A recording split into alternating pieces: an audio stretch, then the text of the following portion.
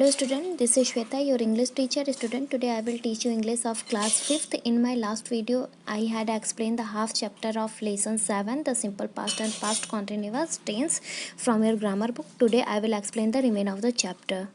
So student, now look at here how to we change our affirmative sentence into negative sentences. Okay, so our first formula is subject plus did plus not plus verb first form plus object. So जब हम simple past tense का negative sentence बनाते हैं तो हम सबसे पहले क्या राइट करते हैं, सब्जेक्ट, फिर डिड, नॉट, फिर वर्ब का फर्स्ट फॉर्म, फिर ऑब्जेक्ट होता है. ठीक है. और जो है हम जब भी निगेटिव बनाएंगे सिंपल पास्ट टेंस का तो हम किसका यूज करेंगे, डिड नॉट का. निगेटिव क्या होता है, जहाँ पे नहीं आए, इट मीन्स नकारात्मक, जहाँ भी नहीं आता है. इस वजह से हम हर सेंटेंसेस में अगर कोई भी निगेटिव है तो उस पर नॉट का यूज करना कंपलसरी होता है. अब अगर पास्ट टेंस का आ गया, सिंपल पास्ट टेंस आ गया, तो जब हम सिंपल पास्ट टेंस का अफर्मेटिव से निगेटिव बनाते हैं तो हम डिड का यूज करते हैं. ठीक है. और चाहे हमारा सिंगुलर नंबर का प्रोनाउन हो, चाहे प्लूरल नंबर का प्रोनाउन हो, या फिर फर्स्ट पर्सन प्रोनाउन हो, या फिर सेकंड पर्सन, ठीक है, कोई भी प्रोनाउन या नाउन हो, चाहे वो सिंगुलर हो या प्लूरल हो, तो हम किसका यूज करेंगे, डिड का ही यूज करेंगे. Okay. So now look at the example. He did not go, वह नहीं गया. ही हमारा क्या सब्जेक्ट, ही हमारा क्या है, सब्जेक्ट. फिर क्या यूज करेंगे, डिड नॉट, देन वर्ब का फर्स्ट फॉर्म. सो गो का फर्स्ट फॉर्म क्या होता है, गो ही होता है. ओके.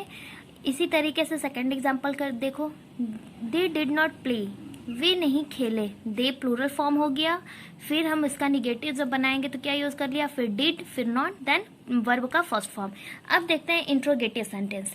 अब इसी तरीके से जब हम सिंपल पास्ट टेंस का इंट्रोगेटिव सेंटेंस बनाते हैं तो सबसे पहले हम क्या राइट करते हैं, डिड, फिर सब्जेक्ट, फिर वर्ब, फिर ऑब्जेक्ट. एग्जाम्पल देखो. डिड यू नो मी, क्या तुम मुझे जानते हो. सो यहाँ भी क्या है, हम डिड का यूज करेंगे, चाहे वो सिंगुलर नंबर का नाउन या प्रोनाउन हो, चाहे वो प्लूरल नंबर का नाउन या प्रोनाउन हो. फिर हम क्या राइट करेंगे, सब्जेक्ट. और यहाँ पे हमारा सब्जेक्ट क्या है, यू, क्योंकि यू जो है हमारा इस सेंटेंस में एक्शन कर रहा है. और फिर हमारा वर्ब क्या है, no, then object me. Next, past continuous tense. As I said that today I will explain the past continuous tense. So what is the identification of past continuous sentence in Hindi sentences? So हम past continuous का जो है हमारा identification क्या होता है, जब हिंदी में हम sentence बनाते हैं तो उसका identification क्या होता है, तो रहा था, रही थी, रहे थे, यही होता है हमारा हिंदी sentence में past continuous tense का identification. जिस भी sentence में रहा था, रही थी, रहे थे आ गया, it means मान लो कि वह हो गया हमारा past continuous tense. ठीक है.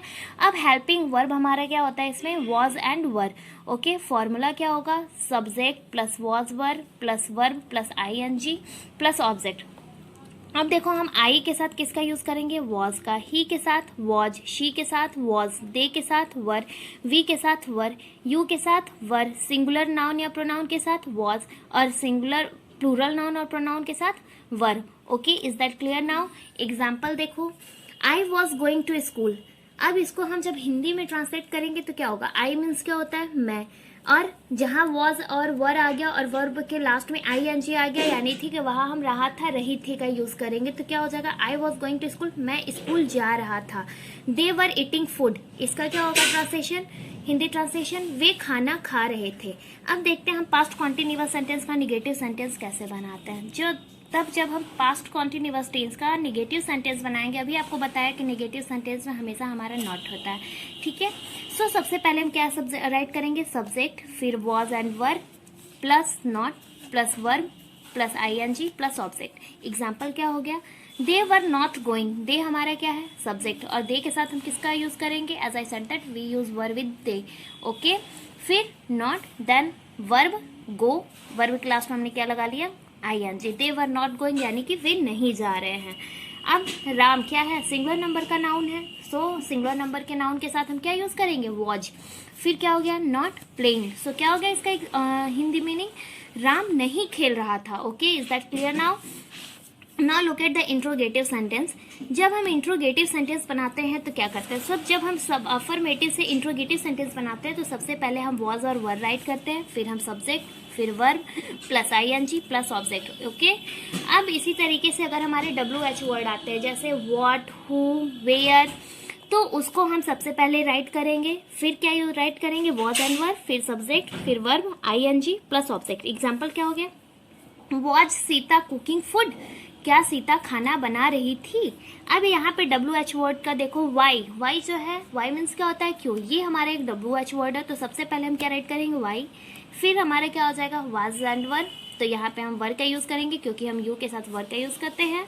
फिर क्या है हमारा, वर्ब के बाद क्या हम लगाते हैं, आईएनजी, फिर market. Okay, so student, this is the full explanation of the lesson 7, the simple past and past continuous tense. If you have not watched the first part, then watch it. Okay student, thanks for watching me. Have a good day.